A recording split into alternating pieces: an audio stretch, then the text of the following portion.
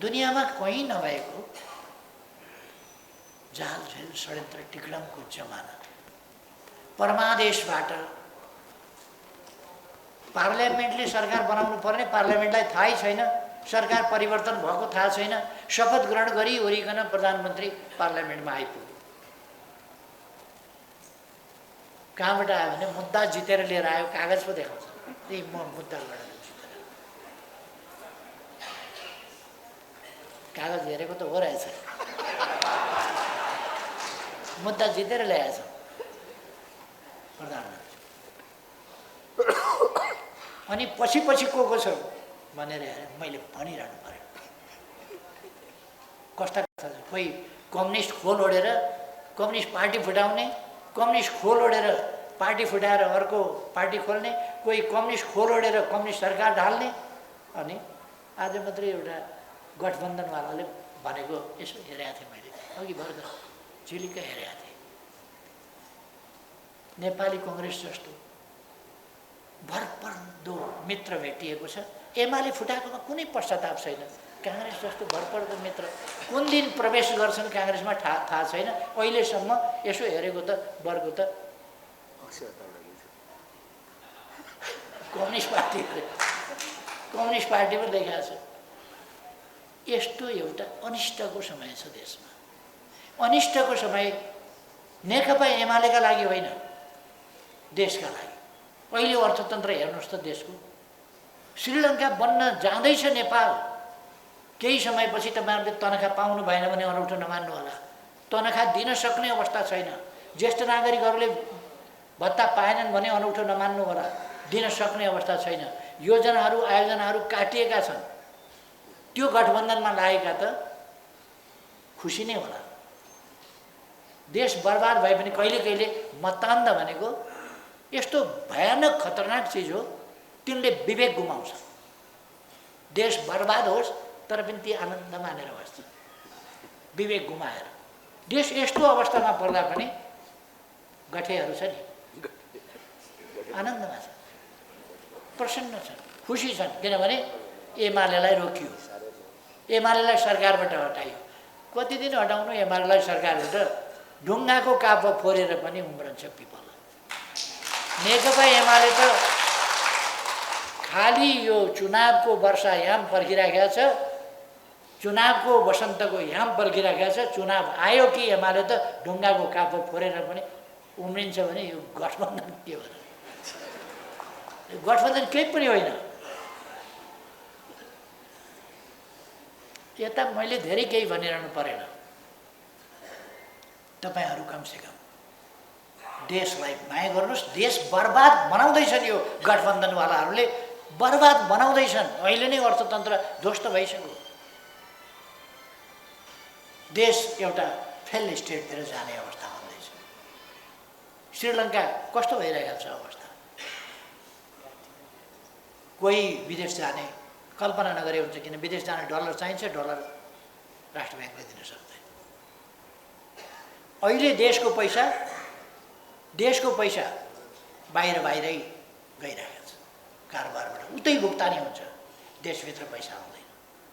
यो त यति के भने भ्रष्टताको चरम भ्रष्टता भएको छ। यो कुरा सरकारमा बस्नेहरू र गठबन्धनवालाहरू बुझेकै छैनन्। तिनीहरू त घरमा आगो लगाए, गौँथली माथि उडेको देखेपछि कहाँ बस्छौ गौँथली मादल बजाएर, कहाँ बस्छौ गौँथली घुम्छौ बादल मुनि मायाल भन्दै गाउँदै घरमा आगो लाग्यो। आफ्नै घरमा थाहा छैन, गौँथली चाहिँ भागेछ। गौँथलीले त के भयो, डालामा बस्ला। चरीको कहाँ छ र घर, के रात काट्नु डालीमा बसेर भनेर राधा मास्केले उहिले गाउनुहुन्थ्यो क्या। त्यस्तै चरी त जहाँ पनि बस्दिन्छ, तर आफ्नै घरमा आगो लागेको छ थाहा छैन। देशमा आगो लगाएका छन् मादल लिएर, कहाँ बस्छौ गौँथली, के होला एमालेको भनिरहेका छन्। एमाले त के छ र, चुनाव आएपछि जित्छ आउँछ, ठुलो कुरै भयो। तर यिनको के हुन्छ मलाई चिन्ता। यिनको भन्दा पनि देशको के होला? देश त बर्बाद हुँदैछ, बहुतै गम्भीर विषय। बर्बाद हुँदैछ देश, बर्बाद बनाउँदैछ यो अपराधी गठबन्धनले, देश बर्बाद बनाउँदैछ। समस्या थियो। अब तपाईँहरू शिक्षकहरूलाई मैले राजनीतिक कुरा किन सुनाउँ, किन गर्नु परेको छ र? त्यस कारण अहिले म धेरै कुरा अरू केही पनि भन्न चाहन्न। तपाईँहरू देशलाई माया गर्नुहोस्। देश बर्बाद हुनबाट जोगाउनु हरेक नागरिकको कर्तव्य हो। त्यसमा पनि सचेत नागरिकको त कर्तव्य नै हो देशलाई जोगाउनु। यो इतिहास धेरै लामो त होइन, तर जहाँ सङ्गठनहरू प्रतिबन्धित थिए, विचार प्रतिबन्धित थियो, त्यस ठाउँमा निर्दलीय र निरङ्कुश पञ्चायती तानाशाही व्यवस्था भएको बेला शिक्षकहरूका हकहित मूलतः शिक्षा क्षेत्रको उन्नयन र सामाजिक जागरण एवं परिवर्तन पनि त्यसको पृष्ठभागमा रहेको शिक्षक आन्दोलनको सुरुवात हुनु, त्यसले सङ्गठनको रूप लिनु र त्यो सङ्गठन एउटा सशक्त परिवर्तनकारी आन्दोलनको पूर्व सङ्केतको रूपमा शङ्खघोष गर्दै अगाडि बढ्नु र देशका विभिन्न कुना काप्चासम्म पनि, त्यसबेला अहिले जस्तो मोबाइलको जमाना थिएन, त्यसबेला अहिले जस्तो सञ्चारको जमाना थिएन, अहिले जस्तो 4G सेवा पुग्या अवस्था थिएन, अहिले जस्तो डिजिटल नेपालको नारा अगाडि सारिएको अवस्था थिएन। तर त्यसबेला देशव्यापी रूपमा एउटा राजनीतिक जागरणको अभियानको पनि थालनी हुनु असाधारण कुरा थियो। त्यो असाधारण कार्यको आरम्भ गर्ने नेपाल राष्ट्रिय शिक्षक सङ्गठनको 13औं राष्ट्रिय महाधिवेशनमा हामी आइपुगेका छौँ। यो खुसीको कुरा हो। सबभन्दा पहिले त म नेपाल राष्ट्रिय शिक्षक सङ्गठनलाई बधाई भन्न चाहन्छु यस अवसरमा र यस अधिवेशनको सफलताको निम्ति हार्दिक शुभकामना भन्न चाहन्छु। नेपाल राष्ट्रिय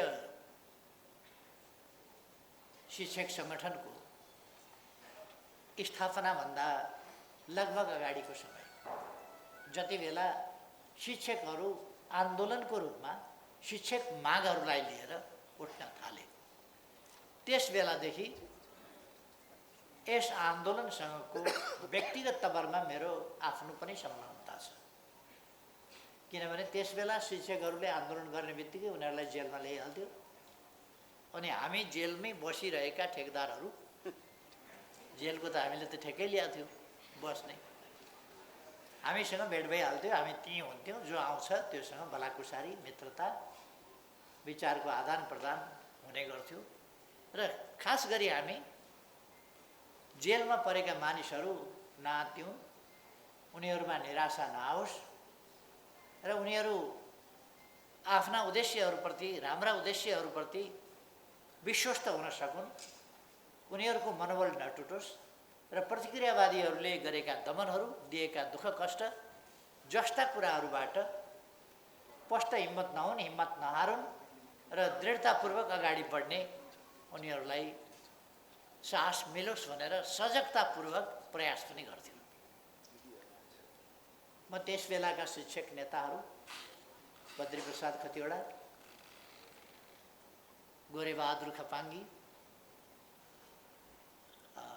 सीताराम मास्के, सुशील चन्द्र मात्य लगायतका नेताहरू, कालीप्रसाद पोखरेल लगायतका नेताहरूलाई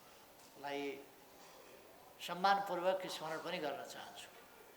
उहाँहरूका प्रेरणा, आज उहाँहरू यसमा यो सङ्गठनमा रहनुभएको छैन, किनभने सङ्गठन आजीवन रहने थलो होइन, यो आवधिक नै हो। शिक्षक पेसा पनि आवधिक हो, अलिक समयपछि पेन्सन सेन्सन हुन्छ, छोडिन्छ।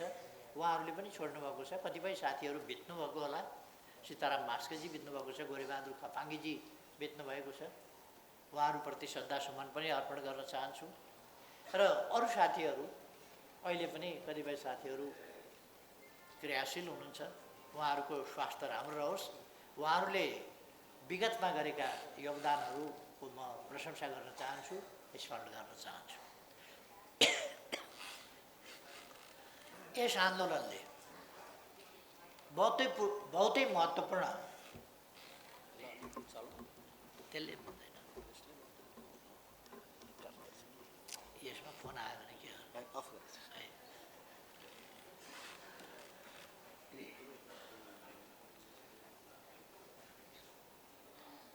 शिक्षक आन्दोलनले र खास गरी नेपाल राष्ट्रिय शिक्षक सङ्गठन यो एउटा साझा सङ्गठनको रूपमा स्थापना भएको थियो।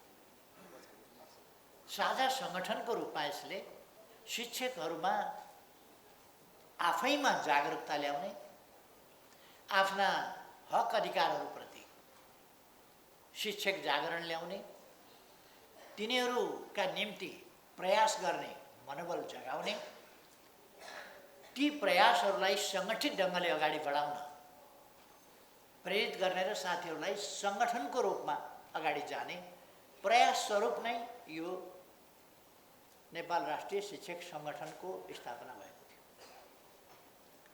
ती प्रयासहरूका लागि र यसले अत्यन्त सफलताका साथ अगाडि बढाएको थियो। पछि यसभित्र फेरि मिल्न नसक्ने, राम्रो बाटोमा हिँड्न नसक्ने, आफ्ना संकीर्ण एकपक्षीय समूहगत साना स्वार्थहरू त्यहाँ लाद्न पर्ने र त्यसलाई हावी बनाउन पर्ने खालका चिन्तनहरू प्रकट भएपछि कहिले समगोष्ठीका नाउँमा, कहिले केका नाउँमा, कहिले केका नाउँमा विभिन्न सङ्गठनहरू खोल्न थाले। अघि मैले भनेका नेताहरू र ती नेताहरूको अगुवाईमा शिक्षक सङ्गठन सङ्गठित गरिरहँदा सिँगै शिक्षक सङ्गठन एकजुट थियो, एकडिक्का थियो। पछि यसलाई आफ्ना स्वार्थका निम्ति विभाजित गर्ने र त्यसभित्र आफ्नो सङ्कीर्ण दलगत राजनीति घुसाउने क्रियाकलापहरू हुन थाले, जसले गर्दा शिक्षक सङ्गठनलाई पटक पटक चुनौतीका अवस्थाहरू आए। खास गरी पञ्चायती व्यवस्थाले त दमन गर्थ्यो, बहुदलीय व्यवस्था आएपछि कर्मचारी र शिक्षकहरूमाथि तत्कालीन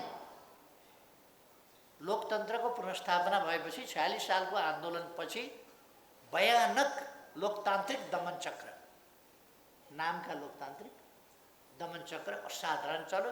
धेरैको जागिर गयो, धेरै खोसुवामा परे। अहिलेसम्म पनि खोसुवामा शिक्षकहरूको बेहाल छँदै होला। यो चाहिँ पञ्चायती तानाशाहीले होइन है, लोकतान्त्रिक हो भन्नेहरूले। कर्मचारीहरू उधमै दमनचक्र चलाइयो। मैले त्यसमा म धेरै जान चाहन्न, खालि स्मरण मात्रै गरेँ।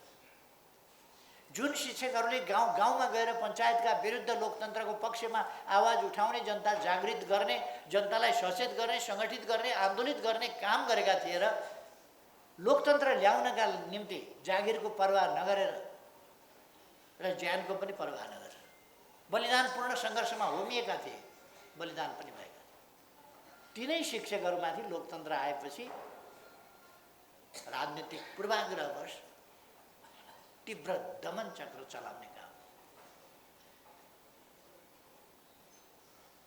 एउटा दुःखको कुरा हो। एउटा नेपालमा आफूलाई लोकतान्त्रिक भन्ने शक्ति छ। 7 सालको आन्दोलनपछि कम्युनिस्ट पार्टीमाथि आफ्नो नेतृत्वमा सरकार बन्ने बित्तिकै प्रतिबन्ध लगायो र 4 वर्ष कम्युनिस्ट पार्टीले प्रतिबन्धित बस्नु पर्यो, बहुदलीय व्यवस्था ल्यायो।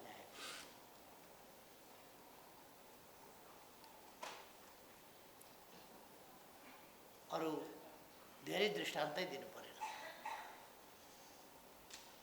र दमनकारी ढङ्गले प्रतिबन्धितै लगाउने भनेपछि प्रतिबन्धित नै लगाउने भनेपछि कस्तो खालको स्थिति बन्यो होला। लोकतान्त्रिक प्रणाली स्थापना गरियो, तर लोकतन्त्रमा विचारमाथिको रोक र एक खालको विचारका परिवर्तनकारी विचारका सम्भाग शक्तिहरूलाई रोक्ने काम। यतापट्टि पनि म अहिले जान चाहन्न, खालि यथार्थ स्मरण गरेको मात्रै। यस यथार्थलाई आग्रहपूर्ण ठान्ने कोही छ भने तथ्य प्रमाणहरू अगाडि सारे हुन्छ। 8 सालको अन्तिमदेखि नेपाली कांग्रेसका तत्कालीन सभापति मातृका प्रसाद कोइराला प्रधानमन्त्री भएपछि तत्कालैबाट कम्युनिस्ट पार्टीमाथि प्रतिबन्ध लाग्यो र 9 साल, 10 साल, 11 साल र 12 साल 4 वर्ष पुरै कम्युनिस्ट पार्टीमाथि प्रतिबन्ध लाग्यो र टङ्कप्रसाद आचार्य प्रधानमन्त्री भएपछि तत्काल उहाँले प्रतिबन्ध खोल्नुभयो। टङ्कप्रसाद आचार्यजीलाई धन्यवाद भन्न चाहन्छु। लोकतान्त्रिक मूल्य मान्यताका लागि उहाँको जुन दृष्टिकोण हो, अडान हो, त्यसको सम्मान गर्न चाहन्छु।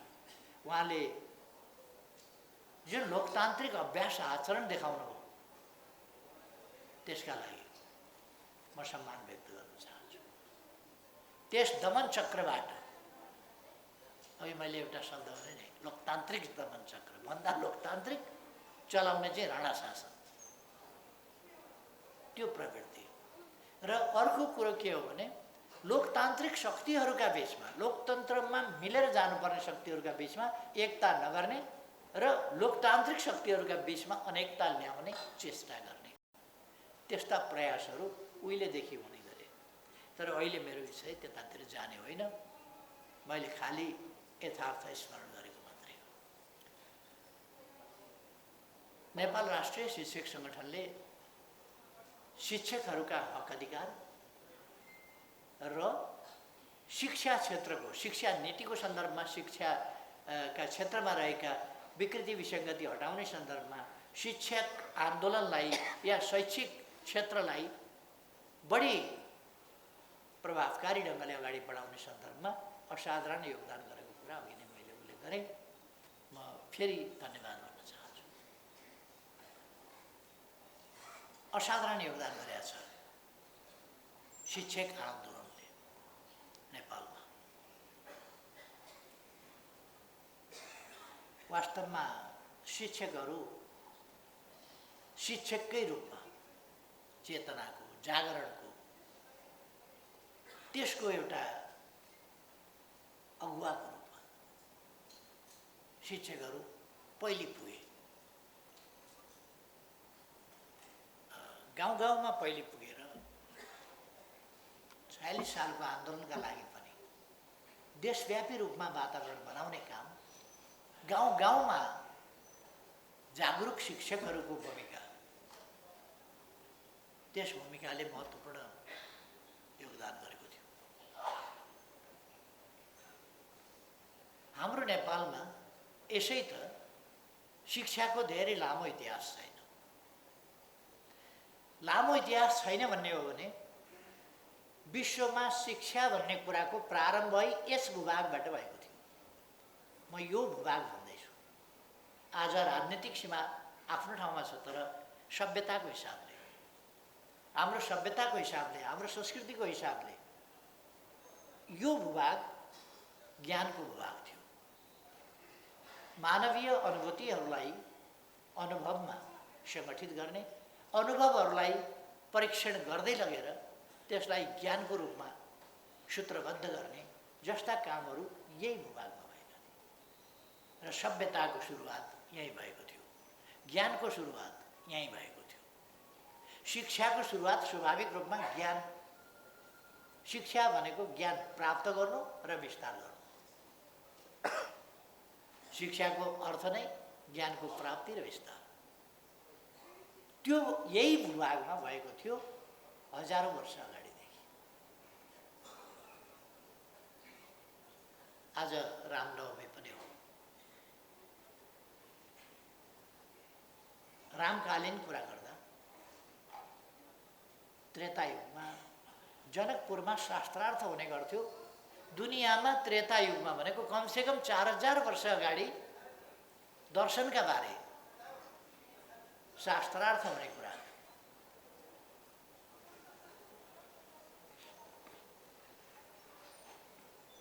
शास्त्रार्थ हुने कुरा विश्वको इतिहासमा कहीँ पाइँदैन। 4000 वर्ष अगाडि शास्त्रार्थ यस भूभागमा चाहिँ हुन्थ्यो।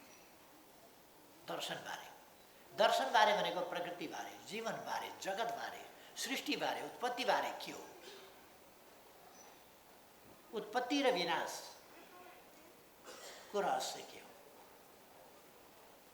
र हरेक चिजमा देखिने परिवर्तनको रहस्य के हो। दर्शन त्यहाँबाट प्रारम्भ हुन्छ र ती विषयहरूमा असाधारण बहस यहाँ हुने गर्थ्यो। कमसेकम हामीसँग त्यसभन्दा अगाडि वेदका ऋचाहरूको रचना भएको, हजारौँ वर्ष अगाडिदेखि वेदका ऋचाहरूको रचना हुने, वेदका ऋचाहरू लयमा छन्दमा नबिर्सियोस् भन्नका लागि लयमा छन्दमा आबद्ध गरिने र तिनलाई गीतको रूपमा गाइने, यो प्रचलन यही प्रारम्भ भएको थियो। यसरी साहित्य, रचना, कविता, छन्द, लय, ज्ञान आदि कुराहरू वेदमा पाइन्छ कि त्यहाँ चिन्तन गरिएको पाइन्छ। वेदमा विभिन्न दार्शनिक पक्षहरूमा चिन्तन गरेको पाइन्छ। मानव जाति र त्यसको भविष्यको बारेमा चिन्तन गरेको पाइन्छ। आफ्ना अग्रजहरूको बारेमा, उनीहरूका सफल सामाजिक सुप्रबन्धका लागि उनीहरूले जुन योगदान गर्न खोजे वा सामाजिक जागरणको लागि जो योगदान गर्न खोजे अथवा आफ्नो समुदायको रक्षा र विकासका लागि जुन योगदान गर्न खोजे त्यसको प्रशंसा गरेको र जुन ज्ञानको रूपमा उनीहरूले आफूलाई व्यवस्थित गर्न खोजे त्यस ज्ञानलाई सुरक्षित गर्न र विस्तार गर्न खोजेको यो यही धरतीको यस भूभागमै पाइन्छ। त्यसकारण हाम्रो ज्ञानको इतिहास अर्थात् हाम्रो शिक्षाको इतिहास नयाँ हो भन्न मिल्दैन। हामी विश्वको सबभन्दा पुरानो शिक्षाको दियो पहिलोपल्ट बलेको ठाउँका मान्छे हो, यो भूभागका मान्छे। हामीले विश्वविद्यालयका कुरा गऱ्यौँ भने तक्षशिला हामी सम्झिन सक्छौँ। यसै भूभाग हाम्रो सभ्यता अन्तर्गतको तक्षशिला सम्झिन सक्छौँ। अथवा 5औं 6औं शताब्दीको नालन्दा विश्वविद्यालय सम्झिन सक्छौँ। अस्ति मैले प्रगतिशील प्राध्यापकहरूको एउटा कार्यक्रममा पनि भनेको थिएँ, अधिवेशनमा पनि भनेको थिएँ कि तक्षशिला हाम्रो गुरुकुलीय शिक्षा त्यसको एउटा नमुना विश्वविद्यालय थियो र त्यस प्रकारको विश्वविद्यालयको हिसाबले भन्ने हो भने त्यो विश्वको पहिलो विश्वविद्यालय थियो। त्यसको शिक्षा प्रणाली गुरुकुलवाला शिक्षा प्रणाली थियो। त्यसबेला प्राध्यापकले आफूले विद्यार्थी छान्थ्यो, आफ्नो विद्यार्थी, आफूसँग आएको विद्यार्थी, म तपाईसँग पढ्छु भनेर आएको विद्यार्थी आफ्नो विषयसँग उसको रुचिको विषय मिलेन भने उसले रुचिको विषय उसको जुन हो त्योसँग सम्बन्धित ऋषिका अथवा प्राध्यापक कहाँ उसले पठाउने गर्थ्यो, त्यो गुरु कहाँ उसले पठाउने गर्थ्यो र शिष्य जान्थ्यो र म फलानु गुरु कहाँ पढ्न आएको थिएँ तर उहाँले तिम्रो रुचिको विषय मसँग मिल्दैन, त्यसकारण तिम्रो रुचिको विषय पढाउने ऋषि फलानु हुनुहुन्छ, उहाँको शिष्यको रूपमा तिमी जाऊ, मैले यहाँ पठाएँ भनेर तिमी जाऊ भनेर पठाउने गर्थे। परीक्षा प्रणाली गुरुले आफै मापन गर्थे कि मेरो शिष्य यो यस योग्यताको भयो कि भएन। कसैले 2 वर्ष, कसैले 3 वर्ष, कसैले 4 वर्ष, कसैले 8 वर्ष, त्यही कोर्सलाई पनि धेरै वर्ष लगाउने, थोरै वर्ष लगाउने हुन्थे र त्यसबेला सर्टिफाई गर्ने, सर्टिफिकेट दिने त्यस्तो चलन प्रमाणपत्र दिने थिएन। गुरुले अब तिमी यस योग्य भयौ, जाऊ मेरो नाम लिनु र फलाना गुरुको म शिष्य हुँ, यो तहमा मलाई गुरुले उत्तीर्ण भएको र त्यसका निम्ति योग्य भएको भनेर मलाई बताउनु भएको छ भनेपछि त्यही सर्टिफिकेट हुन्थ्यो। त्यसै गएर भनेपछि उनले त्यस अनुसारको मान सम्मान दर्जा, त्यो अनुसारको विद्वता, त्यो अनुसारको मर्यादा ती सबै पाउने चलन थियो यो त्यस बेलासम्मको चलनमा। पछि आएर 5औं 6औं शताब्दीमा नालन्दा विश्वविद्यालय भएपछि त्यहाँ आजको आधुनिक शिक्षा प्रणाली, आधुनिक परीक्षा प्रणाली, आधुनिक भर्ना प्रणाली, आधुनिक विद्यार्थी भर्ना गर्ने प्रणाली आदि कुरा नालन्दाबाट सुरु भयो। हामी गर्व गर्न सक्छौँ। तक्षशिलाका विद्यार्थीहरूले असाधारण योगदान गरेका छन् मानव जातिको बौद्धिक विकासका लागि, असाधारण योगदान गरेका छन्। र त्यसमाथि जब 5औं शताब्दीमा 6औं शताब्दीमा आएर नालन्दा विश्वविद्यालयको स्थापना भयो, त्यसबेला नालन्दा विश्वविद्यालयका शिष्यहरूले, त्यहाँका शिक्षकहरूले पनि, शिष्यहरूले पनि, विद्यार्थीहरूले, शिक्षकहरूले सबैले असाधारण तहल्का मचाएका थिए। जस्तो विश्व इतिहासमा चर्चित विद्वान बाणभट्ट कि आर्यभट्ट जस्ता विश्वविख्यात चर्चित विद्वान, आदि विद्वान भन्नुपर्छ एक ढङ्गले भन्ने हो भने, असाधारण विद्वानको हिसाबले त उनी त्यही नालन्दा विश्वविद्यालयका प्रडक्ट थिए, जसले 6औं शताब्दीमा थ्योरी अफ ग्राभिटेसन सुरु गरेका थिए। हामी अहिले पनि 16औं 17औं शताब्दीमा न्युटनले ग्राभिटेसनको सिद्धान्त पत्ता लगाए भन्छौँ। त्यसभन्दा अगाडि ग्यालिलियोले प्रयोग गरी हेरे भन्छौँ। एप्पल कसरी तल, स्याउ कसरी भुइँमा खस्यो त भन्ने कुराको चिन्तन गरे भन्छौँ। त्योभन्दा 1000 वर्ष अगाडि आर्यभट्टले ग्राभिटेसनको सिद्धान्त पत्ता लगाएका थिए। त्यस कुरालाई बढी व्यवस्थित ढङ्गले पछि 1150 मा पुग्दाखेरि भास्कराचार्य द्वितीयले, भास्कराचार्य प्रथमले पनि गरेका थिए र भास्कराचार्य द्वितीयले असाधारण प्रगति गरेका थिए त्यस सम्बन्धमा। खगोलशास्त्र, गणितशास्त्र र यो ग्राभिटेसनको सिद्धान्त, पृथ्वीको आकार आदिको बारेमा आर्यभट्टले पनि पत्ता लगाएका थिए। अथवा विज्ञानका अत्यन्तै आधारभूत ज्ञानका प्रवर्तकको रूपमा हामी आर्यभट्टलाई लिन सक्छौँ। यो मैले किन भनेको भने हाम्रो भूमि, यो भूभाग भनेको दुनियाँमा जहाँ अन्धकार थियो त्यस बेला यहाँ शास्त्र निस्केको थियो, यहाँ काव्य रचना हुन्थ्यो, यहाँ छन्द रचना हुन्थे, यहाँ लय हुन्थ्यो, यहाँ अन्तरिक्षको अध्ययन हुन्थ्यो, ग्रह नक्षत्रहरूको तिनको अवस्थिति, तिनको गति कुन कहाँ पुगेको छ र हजारौँ वर्ष पछिसम्म पनि त्यसको गतिले कुन दिन ग्रहण लाग्छ भन्ने कुरा त्यस बेला हजारौँ वर्षपछि पनि यो दिन यति बेला र पृथ्वीको यस भूभागबाट यहाँनेरि ग्रहण देखिन्छ, सूर्यग्रहण, पृथ्वीको यस भूभागबाट यहाँ खग्रास अथवा खण्डग्रास आदि यसरी ग्रहण लाग्ने हुन्छ भनेर बताएका छन्। अहिले पनि त्यो ट्रेडिसन छँदैछ। अहिले पनि कुन ठाउँबाट खग्रास देखिन्छ, कुन ठाउँबाट खण्डग्रास देखिन्छ आदि कुराहरू छँदैछन्। यो कुरा अहिले होइन, उहिले हाम्रा ऋषिमुनिहरूले खास गरी आर्यभट्टको समयमा भनेको 6औं शताब्दीमा नै यी कुराहरू पत्ता लागेका थिए। 16औं 17औं शताब्दीको न्युटनको समयमा होइन। मैले अस्ति पनि भने म अहिलेको लेटेस्ट साइन्सको ब्ल्याक होल सम्बन्धी थ्योरी अथवा थ्योरी अफ टाइम्स इत्यादि यिनको सम्बन्धमा अध्ययन गर्ने रिसर्च सेन्टर सर्न भन्ने छ जेनेभामा। त्यसमा गएर हेर्दाखेरि भास्कराचार्य द्वितीयको बारेमा त्यहाँ देवनागरी लिपिमा भास्कराचार्य द्वितीय लेखेको रहेछ। बहुतै खुसी लाग्यो, गर्व लाग्यो कि यहाँ पनि भास्कराचार्य द्वितीय लेखिएको छ र भास्कराचार्य द्वितीय असाधारण साइन्टिस्ट हुन् भन्ने कुरा त्यहाँ साइन्टिस्टहरू महत्त्वपूर्ण विश्वका आविष्कारक ठुला साइन्टिस्टहरूको नाम लिँदाखेरि उनको नाम लिइएको छ र धेरै चर्चा भएन आर्यभट्टको। अब हामीले त्यसको पनि चर्चा गर्न सुरु गर्नुपर्छ।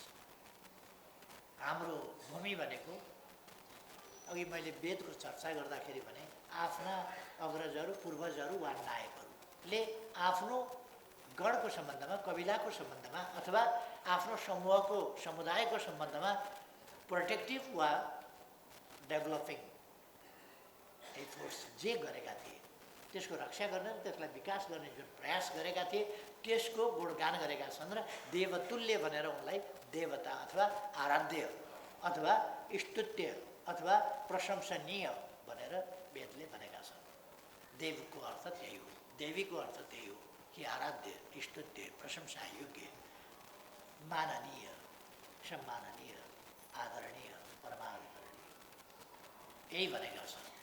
गुरुलाई त्यसै गरी सम्बोधन गरेका छन् र समाजलाई सुप्रबन्धमा लाने र अगाडि बढाउने, आफ्नो समुदायको रक्षा गर्ने र तिनको विकासका लागि योगदान गर्नेहरूलाई। त्यस ट्रेडिसनबाट हामी आयौँ। हामी कहाँ लामो हिस्ट्री छ एजुकेसन। बाँकी दुनियाँ अमेरिका त अस्ति भर्खरै पत्ता लाग्यो त कति 1514 कि 1415 बल्ल बल्ल पत्ता लाग्यो। त्यो पनि भारत पुग्यौँ भनेर अमेरिका पुग्यौँ होइन, पश्चिम जाँदाखेरि पूर्व पुगिन्छ नि त, पृथ्वी गोलो छ त्यसकारण भनेर हिँड्दै जाँदा एटलान्टिक तरेपछि जो जमिन भेटियो उनीहरूले यही पूर्व पुग्यो भन्ठानेर त्यसलाई इन्डिया भने। वेस्ट इन्डिज पहिले चाहिँ इन्डिया नै भने, पहिले इन्डिया भने हामी इन्डिया पुग्यौँ भनेर भने, तर पछि हेर्दाखेरि इन्डिया रहेनछ।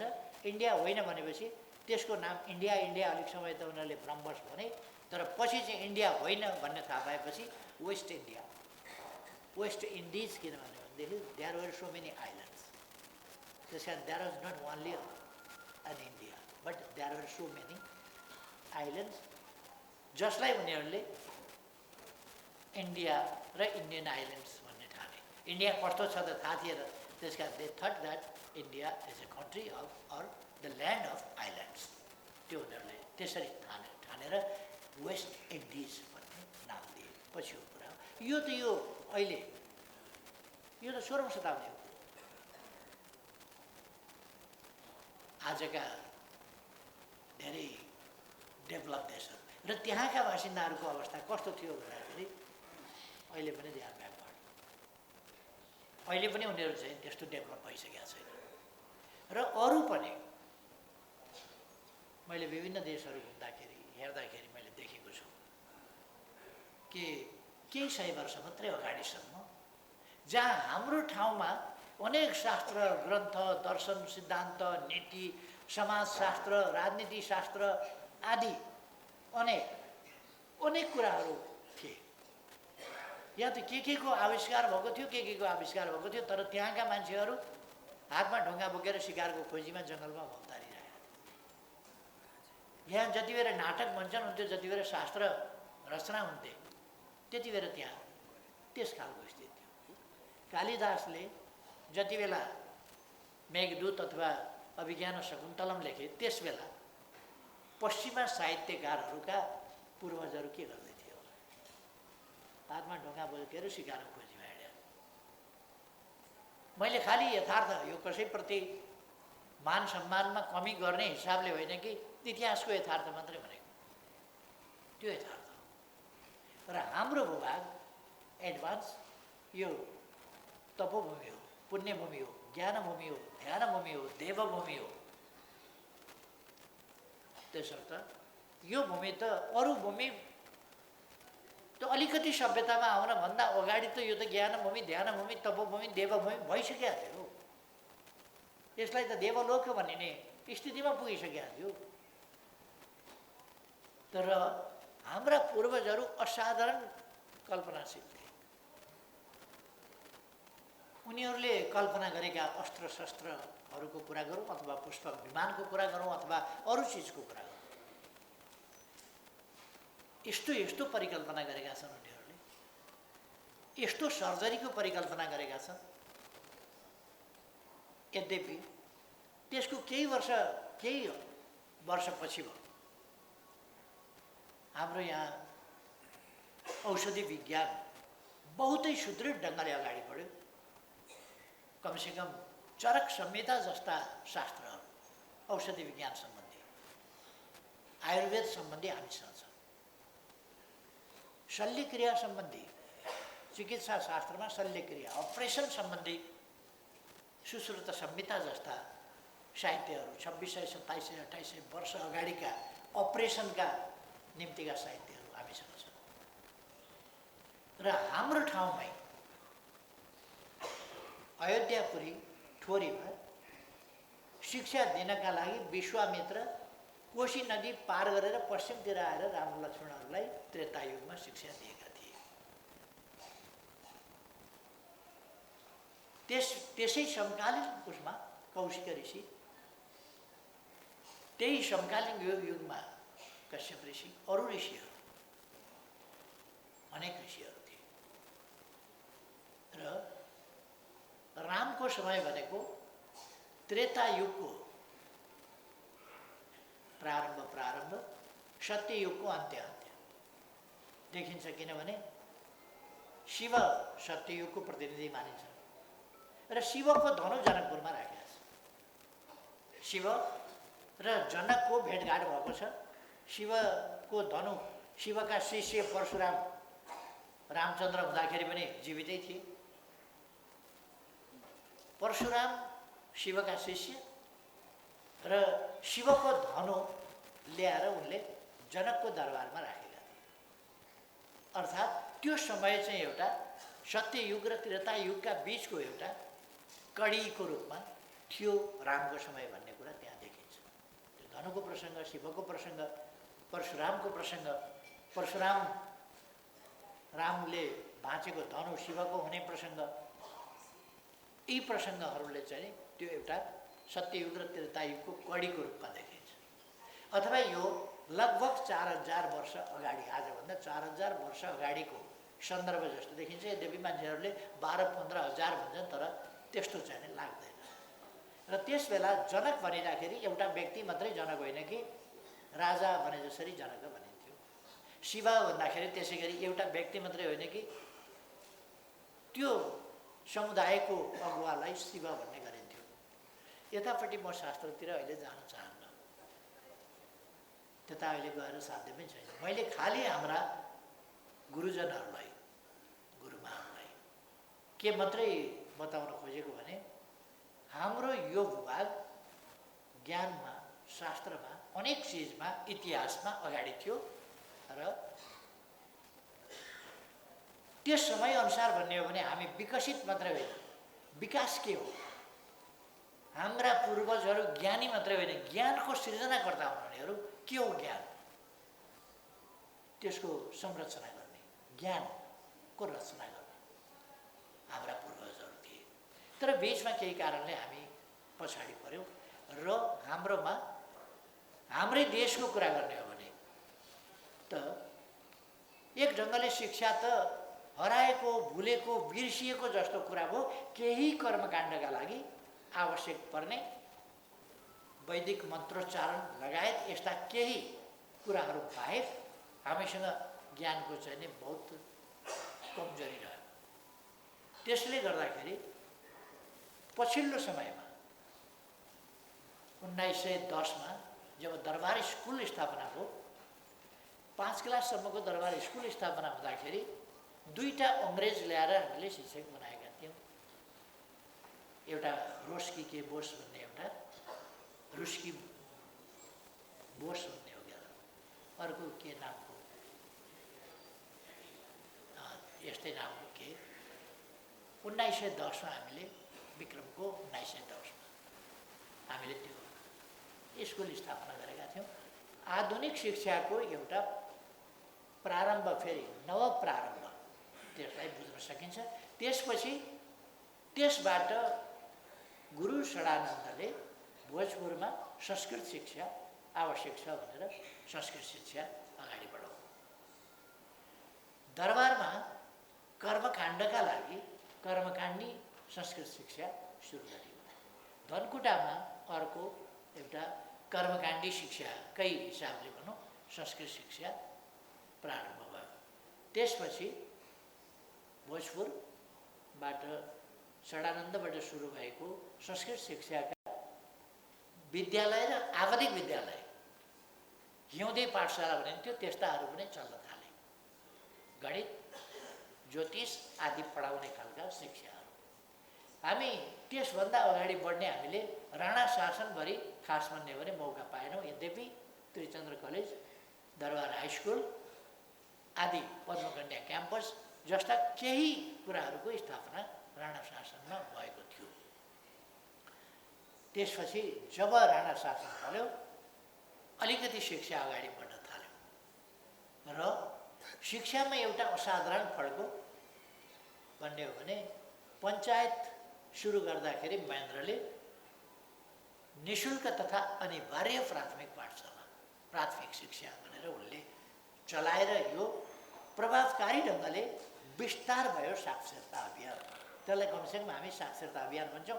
त्यसले ज्ञानको एउटा खोजी ज्ञान प्राप्त गर्ने कुरा निकै अगाडि बढाएर नेपाल पछाडि परेको शिक्षा स्थितिबाट अहिलेभन्दा भनौँ यस्तै कति 59 वर्ष 60 वर्ष अगाडि बल्ल व्यापक शिक्षा त्यसमा जान थाल्यो। नत्र भने केही माविहरू केही निमाविहरू केही प्राथमिक विद्यालयहरू 7 सालभन्दा पछि खास गरेर 8 सालमा एउटा लहर चल्यो विद्यालय स्थापना गर्ने। 8 सालदेखि 12-15 सालसम्म एउटा लहर चल्यो विद्यालय खोल्ने लहर। आफै गाउँलेहरूले विद्यालय खोल्ने लहर चल्यो र अर्को ढङ्गले अगाडि शिक्षा 21 सालपछि बढ्यो। हाम्रो शिक्षामा फेरि 28 सालमा आएपछि नयाँ शिक्षा प्रणाली भनेर नकलवादी शिक्षाको एउटा बद्दा नमुना सुरु गरियो। त्यसले हाम्रो शिक्षालाई फेरि अर्को एउटा नयाँ मोड दियो र शिक्षा जस्तो सबल ढङ्गले अगाडि बढ्न खोजेको थियो त्यसलाई फितलो बनाउने काम गर्यो। र क्लर्कियल शिक्षा जो अङ्ग्रेजले इन्डियामा ल्याएको थियो त्यही क्लर्कियल शिक्षा हामीले यतापट्टि चाहिँ नकल गरेर ल्यायौँ। हाम्रा प्रणालीमा शिक्षा प्रणालीमा रहेका कतिपय विकृति हामीले साप्तीमा उतैबाट त्यसै गरी बोकेर ल्यायौँ। अब यसबिचमा हामीले शिक्षा क्षेत्रलाई शिक्षा प्राप्त गरेको व्यक्ति शिक्षा किन प्राप्त गर्छ व्यक्तिले भन्दा उसको जीवन सहज सरल हुन सकोस्। एउटा कुरो व्यक्तिगत जीवन त सहज सरल हुन सक्नु पर्यो नि शिक्षा प्राप्त गरेपछि। अर्को ऊ यस्तो गुणवान व्यक्ति होस्, यस्तो आचरणवाला चरित्रवान नैतिकवान व्यक्ति होस्, ऊ यस्तो देशभक्त व्यक्ति होस्, यस्तो लोकतान्त्रिक व्यक्ति होस्, यस्तो मानवतावादी व्यक्ति होस्, यस्तो सद्गुणी व्यक्ति होस् जो समाजका लागि उपयोगी हुन सकोस्। शिक्षाका दुईटा मात्रै प्रयोजन छन्। खुदै व्यक्तिका निम्ति जीवन सहज सरल हुन सकोस्, अर्को समाजका लागि उपयोगी हुन सकोस्। यति त्यसका खास प्रयोजन छ। हाम्रो शिक्षा चाहिँ त्यस अनुसार हुन सकेन। सर्टिफिकेट पीडाको विषय हुन थाल्यो। जबलेस एउटा शिक्षित तर बेरोजगार उत्पादन गर्ने थलो हुन थाल्यो।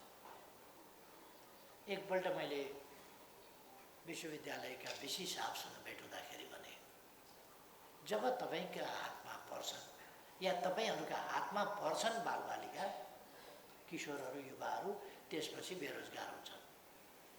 जब तपाईँहरूका हातमा जबसम्म पर्दैन तबसम्म बेरोजगार बन्दैन। उहाँले मलाई भन्नुभयो हामी त शिक्षा दिन्छौँ कसरी बेरोजगार बनाउँछौँ। मैले भने तपाईँले हलो जोत्दै नै काममा छोडिदिएको भए त बेरोजगार हुँदैन थियो, हलै जोत्थ्यो। बेरोजगार त छु भन्दैन नि, कुनै किसानले बेरोजगार छु भनेको छ? छोरो पढाउँछ अनि बेरोजगार, छोरो चाहिँ बेरोजगार हुन्छ।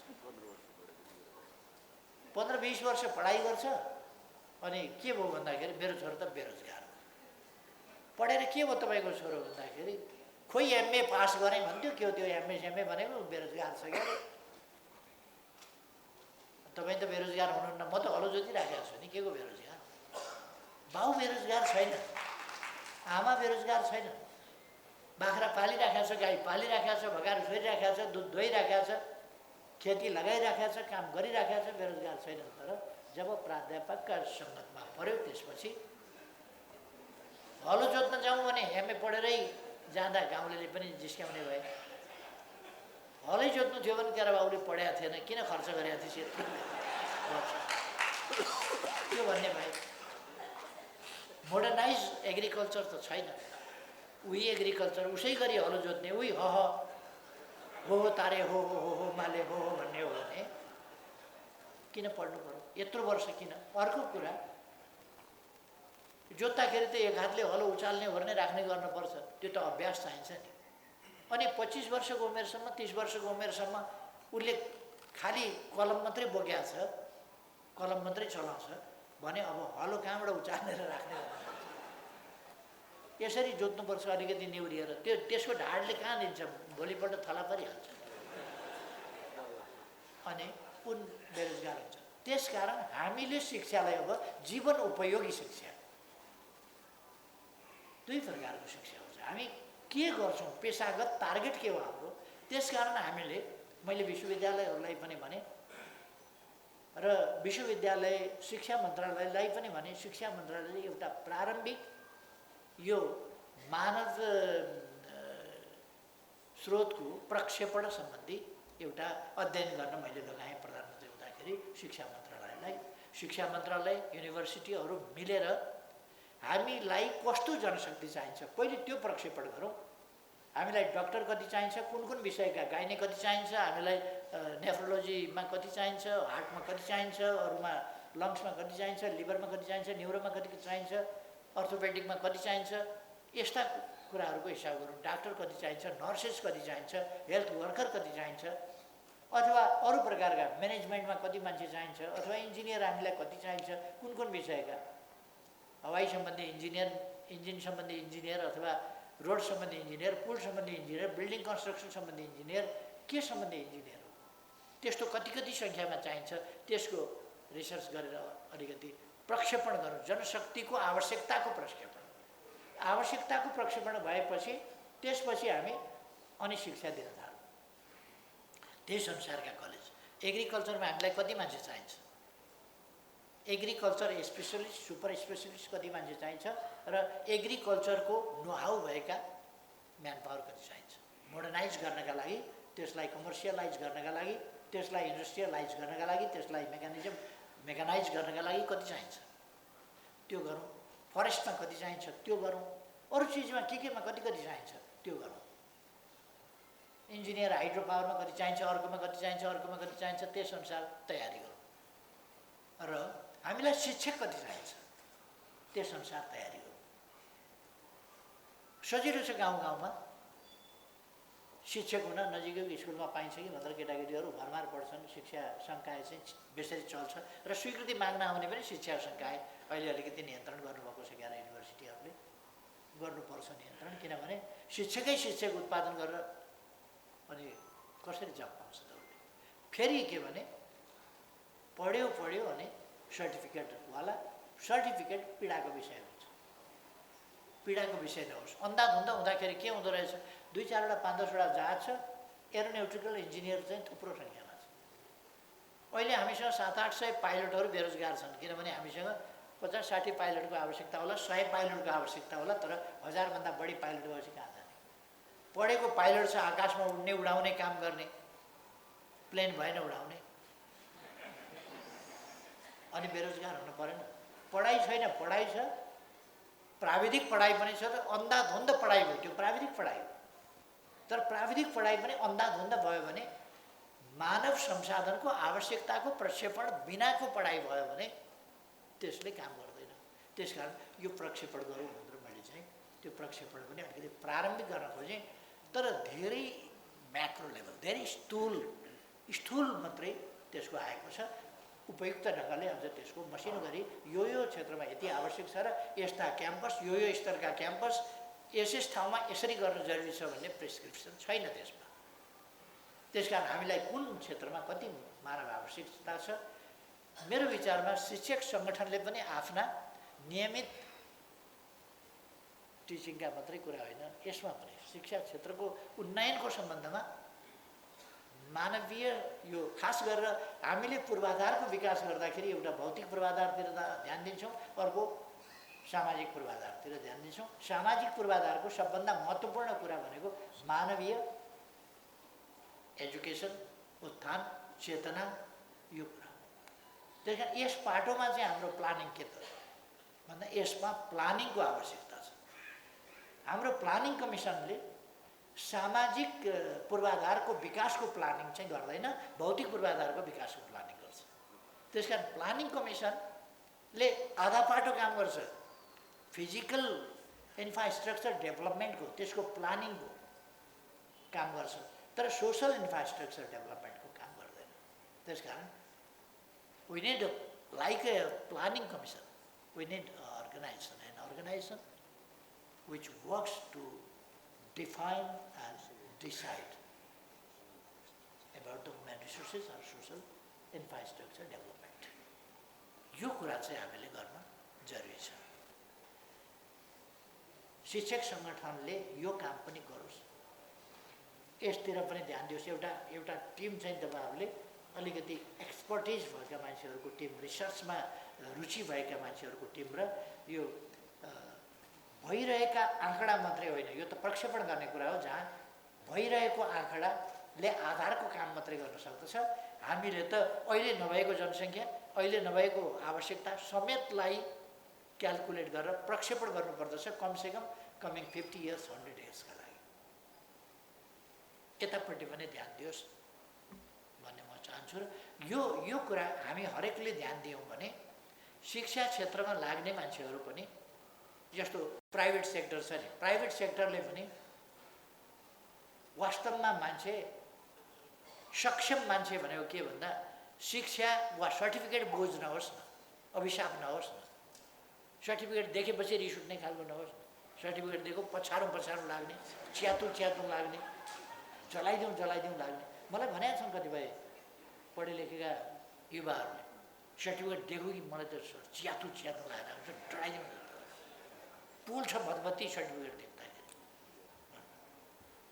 कतिपय च्यात्न खोज्छन्, कति ठाउँमा एप्लाई गरे भन्छ। अनि नेपालको सिस्टम फेरि के छ भने रिटर्नमा जेसुकै आओस्,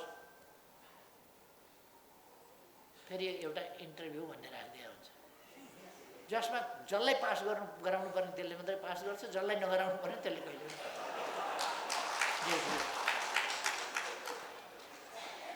त्यो अर्को छ कि यो इन्टरभ्यूलाई चाहिँ यथार्थ वस्तुपरक बनाउनु पर्यो, अब्जेक्टिभ बनाउनु पर्यो केही न केही। होइन यसलाई सब्जेक्टिभै बनाउने भने इन्टरभ्यू खारिज गरिदिनु हुन्छ, जसले जस्तो निकाल्छ त्यसलाई अगाडि छ। अब त्यो इन्टरभ्यू चाहिँ राखेको किन भन्दाखेरि अरू छनौट होइन,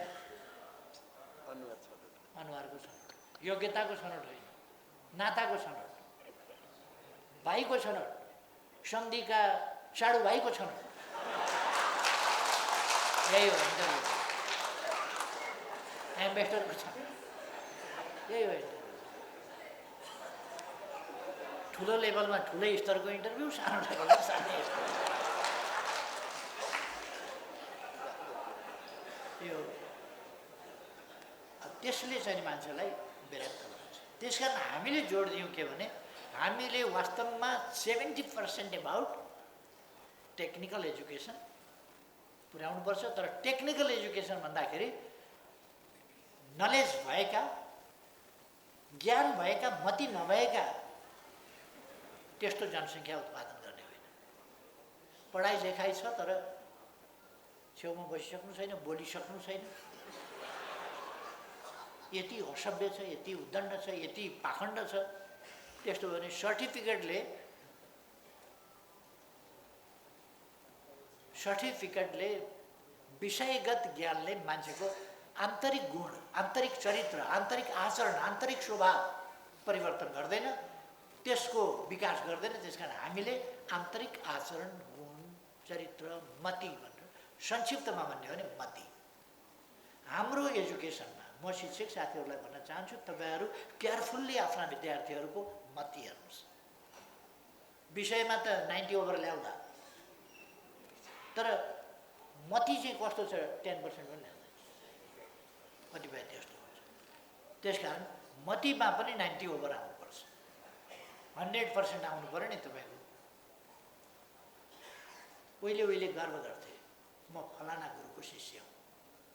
तपाईँले तक्षशिलाको कुरा गर्नुहोस् अथवा नालन्दाको कुरा गर्नुहोस् अथवा पुरानो कुरा गर्नुहोस्, म फलानु गुरुको शिष्य हुँ, फलानु गुरुमाको शिष्य हुँ भन्दाखेरि गर्व गर्थे। अहिले त कस्तो भयो भनेदेखि, अरे ब्रो मान्दैन नि क्या हो, शिक्षकलाई त त्यो क्या हो, त्यस्तो खालको ट्रेन्ड आएछ। त्यसकारण त्यस ट्रेन्डबाट हामीले सोसलाइज गर्नु पर्यो। शिष्टता, मर्यादा के हो भन्ने कुरा त्यो गर्नु। त्यसतिर हामीले व्यक्तिको मति, मान्छेमा 3टा चिज हुन्छ इन्टरनल्ली भन्यो भने 3टा चिज हुन्छ, ज्ञानको पक्ष, बुद्धिको पक्ष र मतिको पक्ष, 3टा चिज हुन्छ। ज्ञान किन्न पनि पाइन्छ। मलाई इन्जिनियर चाहियो भने मैले पढ्नु पर्दैन, मैले इन्जिनियर हायर गर्न सक्छु, डक्टर हायर गर्न सक्छु, म्यानेजमेन्टका लागि म्यानेजर हायर गर्न सक्छु, पाइलट हायर गर्न सक्छु, ड्राइभर हायर गर्न सक्छु, थुप्रै कुरा हायर गर्न सक्छु। तर मति कहाँबाट किनेर ल्याउनु? मति किनेर ल्याउन सकिँदैन। मति चाहिँ भ्रष्ट भयो भनेदेखि त्यसको दबाई नै छैन। त्यसकारण हाम्रो एजुकेसनमा पहिलो कुरा, उसले त जीवन जिउनु छ नि यस समाजमा, सामाजिक प्राणी हो। त्यसकारण उसलाई सामाजिक प्राणी भएको हुनाले, यही समाजमा बाँच्नु पर्ने भएको हुनाले पहिले उसलाई सोसलाइज गर्नु पर्यो, ऊ सामाजिक हुनु पर्यो मान्छे। यस कुरामा गुरुजनले चाहिँ ध्यान दिनुभयो भने राम्रो समाज, सुन्दर समाज हुन सक्छ। आजका कुरा त हामीले देखिरहेका छौँ, आज त यस्तै छ। अर्थतन्त्र ध्वस्त पार्छन्। अब के हुन्छ भने भ्रष्टहरू र मूर्खहरूले एउटा स्वच्छ विषय विज्ञलाई बलिको भोको बनाउँछन् र निन्द्रापन गरिदिन्छन्। त्यसो भएर अहिलेको स्थितिको बारेमा त भन्नै परेनस्, यो त चरम विकृत समय हो। यहाँ राजनीति भनेको के हो भन्दाखेरि बेइमानी गर्नु, छल्नु, ढाँट्नु, ठग्नु, सपनाहरू देखाइदिनु, सपना बजाइदिनु, मान्छेलाई बर्बाद बनाइदिनु, आफ्नो दुनो सोझाइदिनु, आफन्तको दुनो सोझ्याउनु, आफन्तलाई पार तराउनु, अरूलाई धसाइदिनु, यही हो। अब यसबाट हामीले हाम्रो समाजलाई एउटा स्वच्छ समाज, पवित्र समाज, मानवता भएको समाज हामीले देखेनौँ कस्तो गर्दा रहेछन्। राजनीतिक स्वार्थका लागि हामीलाई मधेसी र पहाडी भनेर लडाइँ लगाउन खोजे यस देशमा, पहिचानको राजनीति भनेर यो जात र त्यो जात भनेर लडाउन खोजे, जेन्डर इस्यु भनेर घर घरमा झगडा लगाउन खोज्छन्। महिलाहरूको उत्थान हुनुपर्दछ।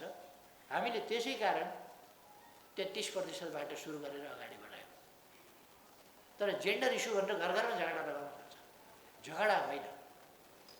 हामीले समझदारी, सहिष्णुता, मेलमिलाप, आपसमा प्रेम, सहयोग र सुदृढ परिवार, यो वेस्टर्न न्युक्लियस फ्यामिली भन्छ नि, चराको जस्तो नि। चराका भालेपति हुन्छन्, भालेपति भएपछि एकै ठाउँ बस्छन्, यसो गुण बनाउँछन्, अन्डा पार्छन्, बच्चा निकाल्छन्, बच्चा हुर्किएपछि उडेर जान्छन्, सिद्धियो न्युक्लियस फ्यामिली।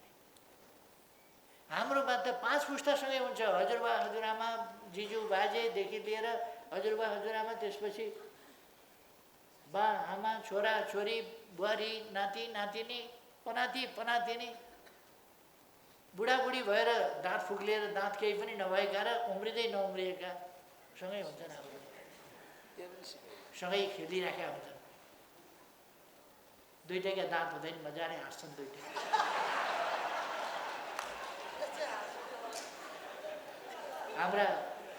हाम्रो सामाजिक प्रबन्धको त्यस्तो चाहिँ एउटा फ्यामिली सिस्टम भने त्यो। अब न्युक्लियस भने त चराको भालेपति, अन्डा, बच्चा, बच्चा बुढ्रा बुढो, फेरि ती उड्या बच्चा यसो भालेपति हुन्छन्, त्यही चलिरहन्छ। यो कुनै परिवार होइन, इन्डिभिजुअल। मानव समाजको युनिट भनेको त मानिस हो, इन्डिभिजुअल हो। तर सामाजिक प्रबन्धमा एउटा सामाजिक प्रबन्ध परिवारबाट सुरु हुन्छ। यदि सामाजिक इकाइ भन्ने हो भने त्यो इन्डिभिजुअल एउटा कुरा हो, व्यक्ति हो। त्यसबाट समाजको गठनको सुरुवात चाहिँ कहाँबाट हुन्छ भन्दा परिवारबाट हुन्छ। त्यो चाहिँ हाम्रोमा छ र हाम्रो संयुक्त परिवार सिस्टम सुन्दा बुझ्दाखेरि मान्छेहरू वेस्टर्नरहरू अरू छक्क पर्छन्, जो सोकल इन्डिभिजुअल फ्यामिली भन्छन्। इन्डिभिजुअल फ्यामिली नै हुँदैन। न्युक्लियस भने फ्यामिली हुन्छ। न्युक्लियस भनेको फ्यामिली नै होइन वस्तु त। न्युक्लियस भनेको त फ्यामिली नै होइन। फ्यामिली हुनलाई न्युक्लियसले पुग्दैन, त्यसको वरिपरि। न्युक्लियस हाम्रो घरमुली हुने गर्छ। न्युक्लियस भनेको फ्यामिलीको न्युक्लियस घरमुली हुने गर्छ, त्यसका वरिपरि हामी परिवार आबद्ध हुने गर्छौँ एउटा परिवारको रूपमा। त्यसपछि नाता गोता कुटुम्ब छर छिमेकी आदि हुन्छ। त्यसपछि समाज एउटा बनेको हुन्छ। यस्ताहरूको एकीकृत समझदारीयुक्त रूपबाट समाज बनेको हुन्छ। हामीलाई पहिचानको राजनीति भनेर आफ्नो स्वार्थ पुरा गर्नका लागि, विदेशीको ताबेदारी गर्नका लागि अनि अनेक प्रकारका नारा लगाएर नेपालमा भयानक वैमनस्यता, कलह त्यो सुरु गर्न खोजियो। नेपाली जनतालाई मैले धेरैपल्ट धन्यवाद गर्ने गरेको छु, आज पनि भन्छु नेपाली जनतालाई धन्यवाद। यस्ता तथाकथित परिवर्तन र रिभोल्युसनका विभिन्न राजनीतिको यो पहिचानको राजनीति र के भन्ने, भूगोल र भूगोलका बिचमा फाटो, जात र जातका बिचमा, धर्म र धर्मका बिचमा, भाषा र भाषाका बिचमा यस्ता फाटोहरू बढाएर नेपाली समाजलाई द्वन्द्वमा फसाउने चेष्टा प्रयासलाई नेपाली जनताले असफल बनाउनु भयो। यो नेपाली जनतालाई सलाम भन्नुपर्छ, यो सजगताका लागि, यो सचेतनताका लागि। र मलाई खुसी लाग्छ, गर्व लाग्छ, मेरो पार्टीले यस्ता कुराहरूको पछाडि लयमा कुदेन। कहिले कहिले क्षति बिहोरो, कहिले कहिले नोक्सान बिहोरो, तर उभियो यस्ता कुराहरूका विरुद्ध। राष्ट्रिय एकताको पक्षमा, समझदारीका पक्षमा, राष्ट्र बिग्रिन नदिनका निम्ति दलीय हितलाई छोड्दियो, राष्ट्रिय हितलाई ध्यानमा राख्यो समय समयमा। हामीले हाम्रो शिक्षामा राष्ट्रियताका लागि सामाजिक समझदारी, सहअस्तित्व र सहनशीलता र एकता, त्यसबाट सिङ्गो राष्ट्रिय एकता, यो चिजमा जानुपर्छ र राष्ट्रलाई जोगाउने, राष्ट्रका हितहरूको, राष्ट्रको गौरव कायम राख्ने, माथि उठाउने, राष्ट्रिय हितहरूको रक्षा सम्वर्धन गर्ने, यी काम गर्नुपर्छ। विश्वमा उपनिवेश हुँदाखेरि, औपनिवेशिक एरा चल्दाखेरि 19वटा देश मात्रै उपनिवेश बनाउन नसकेका 19वटा देश रहे जो उपनिवेश हुन सकेनन् वा थिएनन्। त्यसमध्ये हामीले गर्व गर्नुपर्छ। आज 194-95 देशहरूमध्ये नेपाल एउटा यस्तो देश हो जो कहिल्यै पनि अर्काको दास्तामुनि बसेन, राष्ट्रिय गौरवका साथ आफू स्वाधीन भएर अड्यो र हामी त्यस्तो देशका त्यस्ता पुर्खाका सन्तान हौँ। हामी त्यस्ता पुर्खाका सन्तान हौँ जो हाम्रो चेतनाको इतिहास, ज्ञानको इतिहास, शिक्षाको इतिहास सबभन्दा पुरानो छ त्यस्ताका सन्तान। यसर्थ हामीले आज हाम्रो शिक्षाको बारेमा त्यही उन्नत स्तरबाट सोच्नु पर्दछ। इन्डिभिजुअलहरूले पनि सोच्नु पर्दछ, तर संस्थाले, सङ्गठनले जब हामी शिक्षाको क्षेत्रमा काम गर्दैछौँ भने हाम्रो शिक्षा कस्तो हुनुपर्छ त्यसका बारेमा हामीले गम्भीरताका साथ सोच्नु पर्छ। हाम्रो शिक्षा कस्तो हुनुपर्छ र हाम्रो शिक्षा आधुनिक शिक्षा। कतिले भन्लान् हाम्रो शिक्षा भनेको फेरि मान्छे फर्किएर उही उपनिषदमा जाने, उही पुराणमा जाने, उही केमा जाने, सत्ययुगका कुरा गरेपछि सत्ययुगै राम्रो थियो भन्ने। सत्ययुग भनेको सेमी जङ्गली युग, जङ्गलीबाट भर्खर निस्किया युग हो सत्ययुग भने। युगहरूमध्ये कुनै राम्रो छ भने कलियुग होस् कि चरम कलियुग होस्, आज सबभन्दा सुन्दर युग हो मानव जातिको, अथवा यस चराचर सृष्टिको उत्पत्तिको कुनै सफलता छ भने आजको युग, आजको पृथ्वी, आजको मानव जाति, त्यसको मस्तिष्कको सृष्टि र त्यस मस्तिष्कले गरेको उपलब्धि र त्यसले दुनियाँलाई बनाएको आधुनिक उन्नत सुविधायुक्त विश्व, यो नै सबभन्दा उन्नत कुरा हो। सुविधा सम्पन्न, सुविधायुक्त समाज हो आजको समाज। इतिहासमा पहिले कहिल्यै भन्दा बेटर समाज हो। तर यसलाई अझ कतिपय कुराहरू बेठिक छन्, विकृत छन्, अनुपयुक्त छन्, अनुचित छन्। तिनलाई उपयुक्त र उचित बनाएर अगाडि हामीले बढाउनुपर्छ हाम्रा सन्ततिका लागि। हाम्रा पूर्वजहरूले धेरै दुःखपूर्ण जीवन, कष्टपूर्ण जीवन बिताए। हामी आज सुविधायुक्त जीवनमा पुगेका छौँ, तर सबैले सुविधाको प्रयोग गर्न पाएका छैनन्। त्यो सुविधाको सबैले प्रयोग गर्न पाउने र अझ उन्नत स्तरको सुविधा डेभलप गर्ने र डेलिभरी गर्ने अवस्थामा मानव समाजलाई पुर्याउनुपर्छ। त्यसै कारण मेरो पार्टीले समृद्ध नेपाल, सुखी नेपाली भन्ने नारा दिएको त्यसैका लागि। नेपाल समृद्ध हुनुपर्दछ, नेपाली जनता सुखी हुनुपर्छ। सुखी हुनका लागि समृद्धिले मात्रै पुग्दैन। असुरक्षित अवस्थामा समृद्धि र सुरक्षा एउटा कुरा होइन। समृद्धि त छ तर सुरक्षा छैन भने मान्छे सुखी हुन सक्दैन। 2021मा मात्रै अमेरिकामा 17,000 मान्छे गोली लागेर घाइते भए निजी क्षेत्रबाट। यो सरकारले गोली हाने होइन, आपसमा गोली हानेर 17,000 मान्छे अमेरिकामा घाइते भए, हजारौँ मान्छे मरे। कति बेर कुन सन्कीले गोली चलाउँछ त्यहाँ ठेगान छैन। अनि समाज कसरी सुखी हुने? यसो बजारतिर गयो, कुन पागल कताबाट निस्किने हो र ड्याम किन बन्दुक यतै छ उतै छ। स्कुलमा केटाकेटीले बन्दुक लिएर जान्छन्, कुरा गर्दा गर्दै रिस उठ्यो भने ड्याम निकाल्नु। त्यस्तो खालको बुझेन। 21 वर्ष नपुगी रक्सी किन्न पाइँदैन, बन्दुक त उसले बाउकै बोकेर गइदिन्छ नि त घरैबाट। 18 वर्ष पुरा नभइकन सिगरेट किन्न पाइँदैन, तर बन्दुक बोक्न चाहिँ कति उमेरमा पाइन्छ भन्दा कसले सोधेर बोक्छ र उसले। लाइसेन्स बन्दुक इजाजत छ त्यहाँ राख्नका लागि। अथवा मैले यो के भन्न खोजेको भने समाज चाहिँ सुरक्षित हुनुपर्दछ। सोकल्ड अधिकारका नाममा छारस्ट हुने र सुरक्षायुक्त समाज निर्माण गर्ने होइन। अधिकारका नाममा हामीसँग सबैले सुरक्षित रहन पाउने गरीको अधिकार हुनुपर्दछ। मैले एजुकेसनका बारेमा विविध पक्षहरूबारे अलिकति भन्न खोजेँ कि मानिसको बुद्धि, मति, ज्ञान, यसमध्ये मति आधारभूत कुरा हो, त्यसपछि बुद्धि, त्यसपछि ज्ञान। हामी ज्ञान चाहिँ दिइरहेका छौँ,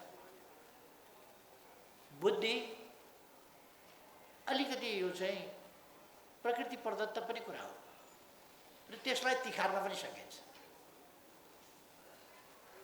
तर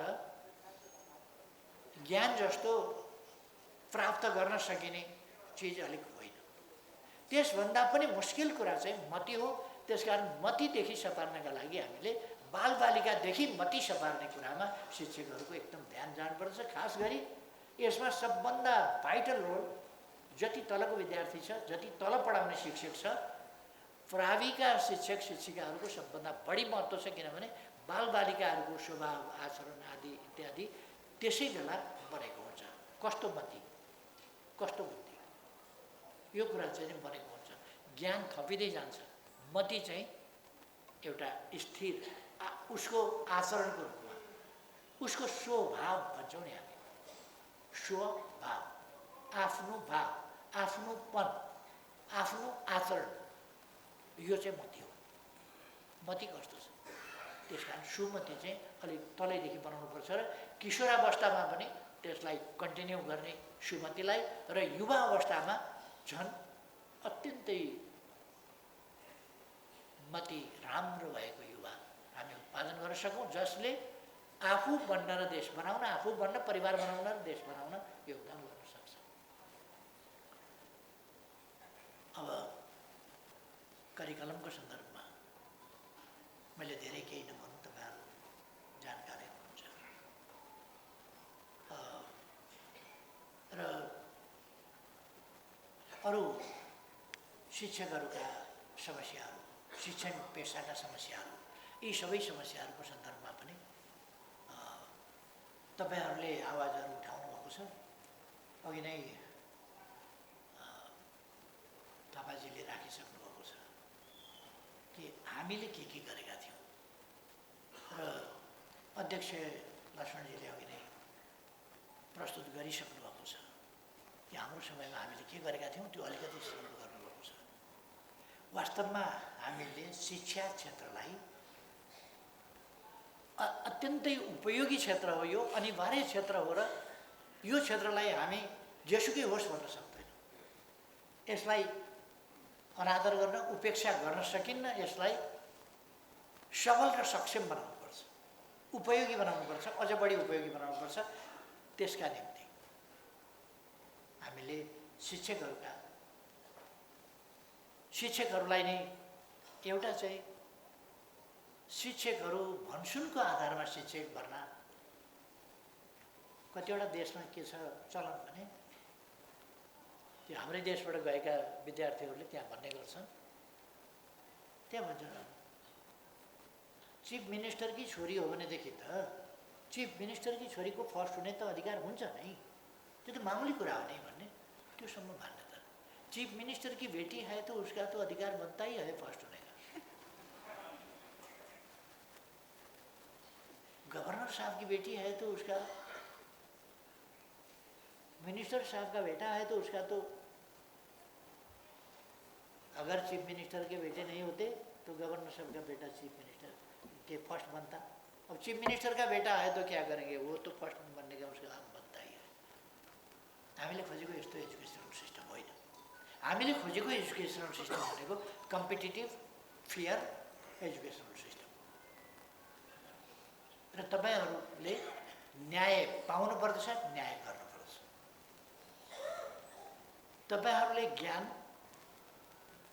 राम्रा गुरुले ज्ञान पढाए जति मात्रै होइन, यस्तो भिजन, यस्तो क्षितिज फराकिलो दिन्छन् जो ज्ञान चाहिँ नि भित्र घुसाइदिन्छन्, विद्यार्थी भित्र ज्ञान घुसाइदिन्छन्, जसले गर्दाखेरि ज्ञानको ज्योति पुञ्ज घुसाइदिन्छन्, जसले उसले अरू कुराहरू पनि हेर्न सक्छ।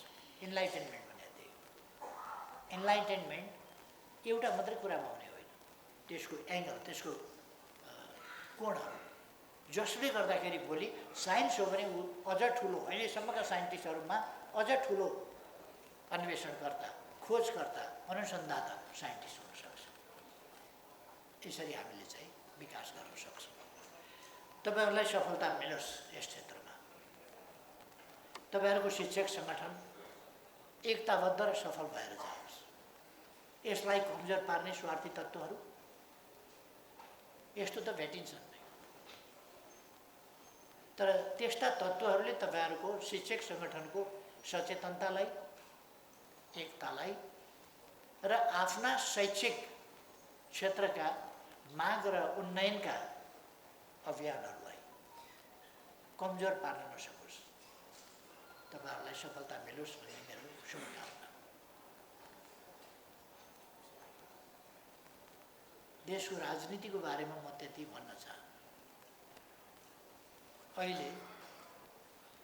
अहिले अनहोनी भएको समय हो। दुनियाँमा कहीँ नभएको जालझेल षड्यन्त्र टिकडमको जमाना। परमादेशबाट पार्लियामेन्टले सरकार बनाउनु पर्ने, पार्लियामेन्टलाई थाहै छैन, सरकार परिवर्तन भएको थाहा छैन, शपथ ग्रहण गरिओरिकन प्रधानमन्त्री पार्लियामेन्टमा आइपुग्यो। कहाँबाट आयो भने मुद्दा जितेर लिएर आयो, कागज पो देखाउँछ, त्यही म मुद्दा लडेर जितेर। कागज हेरेको त हो रहेछ, मुद्दा जितेर ल्याएछ प्रधानमन्त्री। अनि पछि को छ भनेर मैले भनिरहनु पर्यो।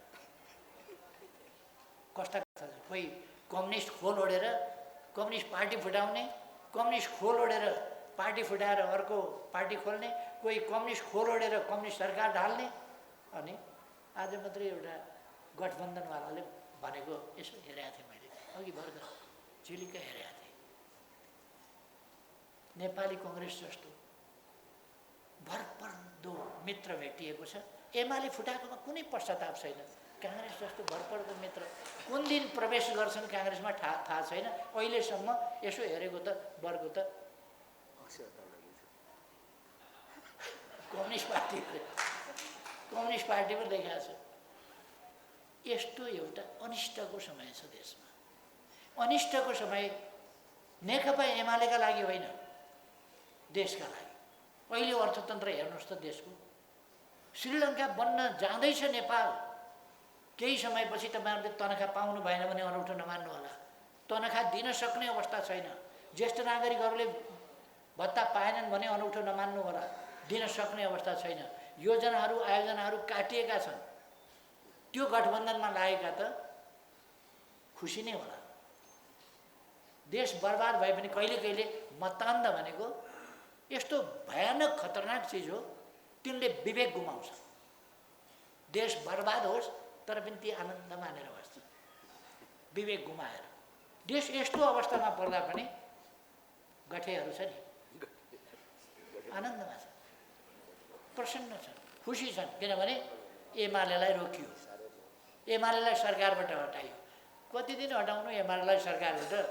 ढुङ्गाको काप फोरेर पनि उम्रन्छ पिपल। नेकपा एमाले त खालि यो चुनावको वर्षायाम पर्खिराखेको छ, चुनावको वसन्तको याम पर्खिराखेको छ। चुनाव आयो कि एमाले त ढुङ्गाको काप फोरेर पनि उम्रिन्छ भने यो गठबन्धन के हो? गठबन्धन केही पनि होइन। यता मैले धेरै केही भनिरहनु परेन। तपाईहरू कमसेकम देशलाई माया गर्नुहोस्। देश बर्बाद बनाउँदैछन्, यो गठबन्धनवालाहरूले बर्बाद बनाउँदैछन्। अहिले नै अर्थतन्त्र ध्वस्त भइसक्यो। देश एउटा फेल स्टेटतिर जाने अवस्था बन्दैछ। श्रीलङ्का कस्तो भइरहेको छ अवस्था? कोही विदेश जाने कल्पना नगरे हुन्छ, किन विदेश जाने डलर चाहिन्छ, डलर राष्ट्र ब्याङ्कले दिन सक्दैन। अहिले देशको पैसा बाहिरै गइरहेको छ कारोबारबाट, उतै भुक्तानी हुन्छ, देशभित्र पैसा आउँदैन। यो त यति के भने भ्रष्टताको चरम भ्रष्टता भएको छ। यो कुरा सरकारमा बस्नेहरू र गठबन्धनवालाहरू बुझेकै छैनन्। तिनीहरू त घरमा आगो लगाए, गौँथली माथि उडेको देखेपछि कहाँ बस्छौ गौँथली मादल बजाएर, कहाँ बस्छौ गौँथली घुम्छौ बादल मुनि मायालो भन्दै गाउँदै घरमा आगो लाग्यो। आफ्नै घरमा थाहा छैन, गौँथली चाहिँ भागेछ। गौँथलीले त के गर्यो? डालामा बस्ला। चरीको कहाँ छ र घर, के रात काट्नु डालीमा बसेर भनेर राधा मास्केले उहिले गाउनुहुन्थ्यो क्या। त्यस्तै चरी त जहाँ पनि बस्दिन्छ, तर आफ्नै घरमा आगो लागेको छ थाहा छैन। देशमा आगो लगाएका छन् मादल लिएर, कहाँ बस्छौ गौँथली, के होला एमालेको भनिरहेका छन्। एमाले त के छ र, चुनाव आएपछि जित्छ आउँछ, ठुलो कुरै भयो। तर यिनको के हुन्छ मलाई चिन्ता। यिनको भन्दा पनि देशको के होला? देश त बर्बाद हुँदैछ। बहुत ही गम्भीर विषय। बर्बाद हुँदैछ देश, बर्बाद बनाउँदैछ यो अपराधी गठबन्धनले, देश बर्बाद बनाउँदैछ। समस्या त्यो। अब तपाईँहरू शिक्षकहरूलाई मैले राजनीतिक कुरा किन सुनाउँ? किन गर्नु परेको छ?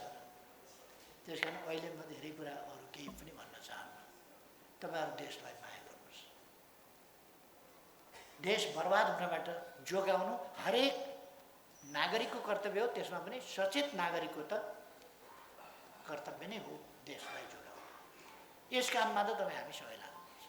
देश बचाउने काम, देशलाई बर्बाद हुनबाट रोक्ने काममा यसमा लाग्नुपर्छ।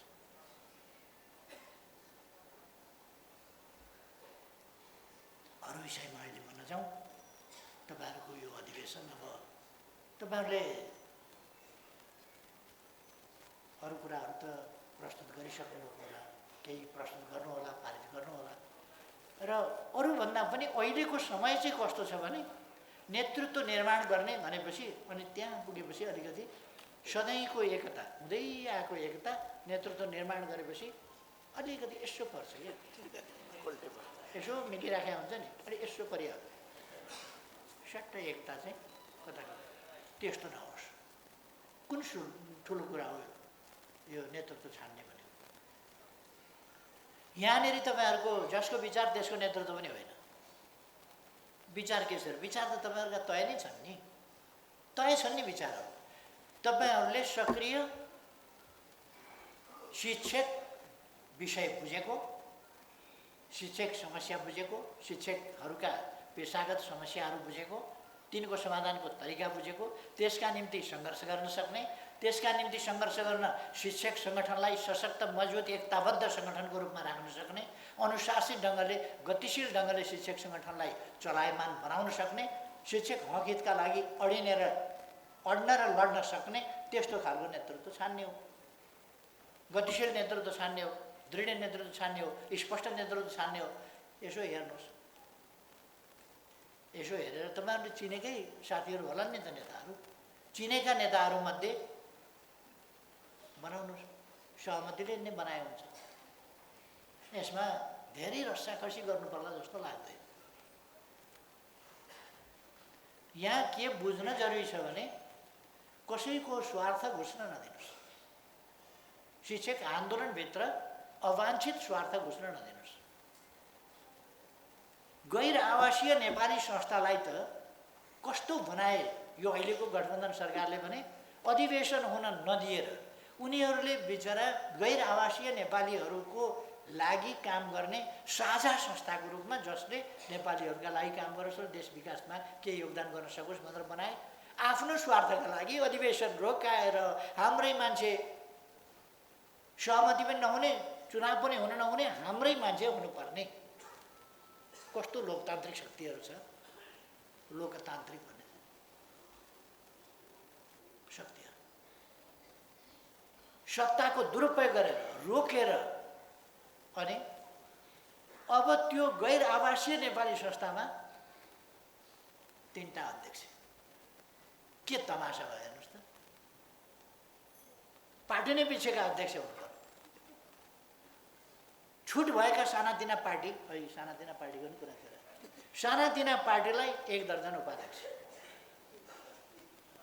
सचिवहरूको लाइन छ। सदस्य छन् कि छैन मलाई थाहा छैन। अहिलेको गठबन्धनले बनाएको त्यो अब काम गर्छ, त्यसले गर्ने हो, त्यसले काम भने त्यसलाई पनि सहन नसक्ने र सिद्ध्याइदिने। कस्तो लज्जा छ नि। हरेक ठाउँमा समुदायको, डायस्पोराको हित पनि होइन, आफ्नै हित त्यहाँ पनि लाग्नुपर्ने। बाहिर बसेर गरिखाएका छन्, बाहिर बसेर पसिना बगाएका छन्, तिनीहरूको सन्दर्भमा पनि देशभित्र आउने बित्तिकै राष्ट्रिय राजनीति, सत्ता राजनीति, सत्ता गठबन्धनले पेलेर 6 महिना 8 महिना कति भयो त्यतिसम्म रिगाएर हैरान खेलाएर 3टा अध्यक्ष बनाउन लाएर कति उपाध्यक्ष कति, महासचिव कति, सचिव हाल्ने जति जम्मै भयो। अस्ति म यहाँ पनि भेट्न आउनुभएको थियो। मैले गरी खानुहोस् ल, सबैलाई शुभकामना छ। अध्यक्षै अध्यक्ष हुनुहुन्छ, उपाध्यक्षै उपाध्यक्ष हुनुहुन्छ, महासचिवै महासचिव, सचिवै सचिव हुनुहुन्छ, बधाई छ, गरी खानुहोस्। कुर्सी राख्दाखेरि नाम लेखेर राख्नुपर्ने छ। 6औँमा पऱ्यो कि 7औँमा पऱ्यो, कसरी छुट्याउने? त्यहाँ प्रोटोकलको प्रश्न आउँछ। हेर्नुहोस् त, गर्नुपर्ने काम कता, डायस्पोराको हित कता, त्यो सबै कुरा छोडेर अब कुर्सीमा नाम टाँस्नुपर्ने अवस्था आयो प्रोटोकलको समस्याले। कहाँ लान खोज्दैछौँ हामी देशलाई भनेको यो गठबन्धन कहाँ लानु? यस्ता रोगहरूबाट कृपया तपाईँहरू मुक्त हुनुहोस्, दृढताका साथ अगाडि बढ्नुहोस्। मैले विश्वास दिएको छु तपाईँहरू अनेक झमेला आजदेखि होइन नि, उहिलेदेखि शिक्षक सङ्गठनलाई एकपल्ट फुटाएको हो र, एकपल्ट फुटाए फेरि शिक्षक सङ्गठन एकजुट भएर अगाडि बढ्यो, फेरि फुटाए फेरि एकजुट भएर अगाडि बढ्यो, फेरि फुटाए फेरि एकजुट भएर अगाडि बढ्यो। आज पनि तपाईँहरू यस ठाउँमा हुनुहुन्छ र यो सङ्गठन नेपालका शिक्षक सङ्गठनहरूमध्ये प्रारम्भ शिक्षक हक हितको आवाज उठाउने, त्यसका निम्ति सङ्घर्ष गर्ने, त्यो इतिहास बोकेको, त्यो गौरवपूर्ण इतिहास बोकेको देशको सबभन्दा मजबुत स्पष्ट शिक्षक हक हित र शिक्षण क्षेत्रको उन्नयनको आवाज बोक्ने यो नै सबभन्दा स्पष्ट र सुदृढ सङ्गठन हो। बधाई छ। यसले आफ्नो सुदृढ हैसियत मात्रै होइन, यो सङ्गठन शिक्षा क्षेत्रमा, शिक्षक क्षेत्रमा व्याप्त हुनुपर्दछ, व्याप्त हुनुपर्दछ। यो किनभने यो मात्रै, यो सङ्गठन मात्रै शिक्षा क्षेत्रको, शिक्षक क्षेत्रको, शिक्षा पाठको, खास गरेर शिक्षकहरूको क्षेत्रको एकमात्र पवित्र सङ्गठन हो यो मात्रै। अरू त फुटेका चोइटा चोइटी, स्वार्थका पछाडि कुदेका, यो पोलिटिक्स त्यो पोलिटिक्सका भरिया। त्यस कारण तपाईँहरूसँग अरूको तुलनै हुन सक्दैन। बधाई छ तपाईँहरूलाई। यो ऐतिहासिक गौरव कायम राखेर अगाडि बढ्नुहोस्। तपाईँहरूको न्यायपूर्ण यस यात्रामा देशको सबभन्दा ठुलो पार्टीको हिसाबले 5 दल कराओस् कि जेसुकै कराओस्, पहिले पनि एमाले सबभन्दा ठुलो पार्टी त हो नि, यसलाई सानो त बनाउनै सक्दैन अब कसैले। यो ठुलो हो, अब ठुलो अहिले हो, अब बहुमत सहितको ठुलो हो। यस पार्टीको तर्फबाट तपाईँहरूको यस अभियानमा साथ छ भन्ने कुरा म ढुक्कले विश्वास गर्नुहोस् भनेर भन्न चाहन्छु। तपाईँहरूलाई आश्वस्त पार्न चाहन्छु, एमाले साथमा छ। एमाले नभएको भए तपाईँहरूलाई पहिले पनि धेरै कमजोर बनाइसक्थे। एमाले तपाईँहरूका लागि लडेको छ भन्ने कुरा तपाईँहरूले देख्नुभएको छ, पार्लियामेन्टमा लडेको तपाईँहरूले देख्नुभएको छ। आवश्यक पर्दाखेरि फेरि पनि न्यायको पक्षमा एमाले पार्टी उभिन्छ। त्यस कारण तपाईँहरूलाई सफलता मिलोस्। म सोलिडारिटी पनि जताउन चाहन्छु। यहाँ शुभकामना छ, धेरै धेरै धन्यवाद। मेरो भनाइ यहाँ टुङ्ग्याएँ। तपाईँहरूलाई पुरस्कृत हुने साथीहरूलाई बधाई छ, अरू सबैलाई धेरै धेरै शुभकामना।